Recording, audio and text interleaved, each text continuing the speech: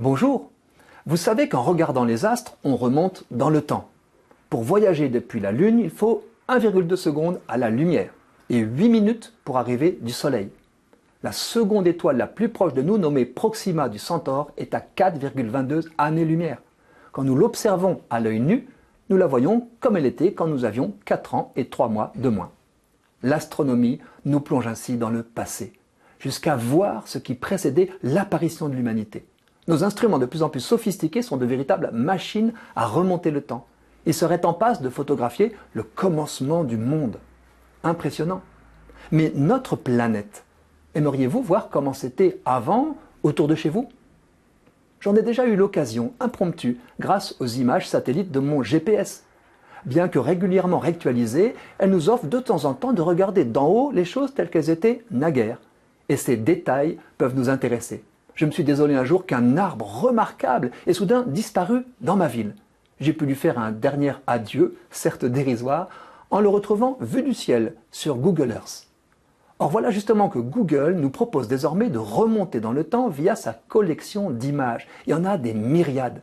Une nouvelle fonctionnalité de Google Maps permet de remonter jusqu'en 2007, date de la création du service Street View, pour observer comment c'était là où nous vivions ou ailleurs 15 ans plus tôt.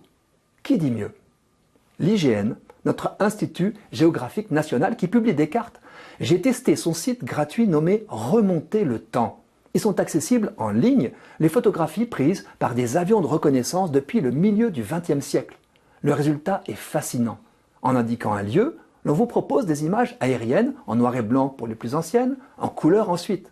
Un dispositif permet même de comparer précisément le passé au présent.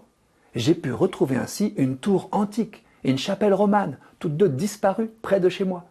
J'ai aussi vu dans mon jardin d'immenses meules de foin qui ressemblent à des maisons. Et que dire du dessin des parcelles agricoles d'avant le remembrement? Stupéfiant. Vous aimeriez remonter encore un peu? Il vous suffit de consulter le cadastre napoléonien, désormais numérisé par les archives des départements. Vous n'aurez pas la flore, mais tous les bâtiments, avec leur évolution à partir de 1821. Cela ne vous suffit pas? La fameuse carte de Cassini est pour vous. Grâce à l'usage de la triangulation, ces géniaux auteurs nous offrent une vue de la France relevée pour l'essentiel au début du XVIIIe siècle. Prouesse pour son temps, avec ses tracés à l'aquarelle, figurent marais, villages, moulins, châteaux, dont une foule d'édifices disparus. C'est une mine d'or pour les historiens, les géographes ou les curieux. Les pouvoirs publics l'ont rendu accessible à tous via un portail internet. Il existe bien sûr de belles cartes plus anciennes, mais leur exactitude devient fantaisiste.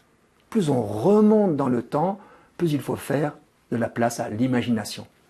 Il reste que tout en gardant sa part de mystère, une bonne part du passé se laisse encore dévoiler. Et c'est une bonne nouvelle.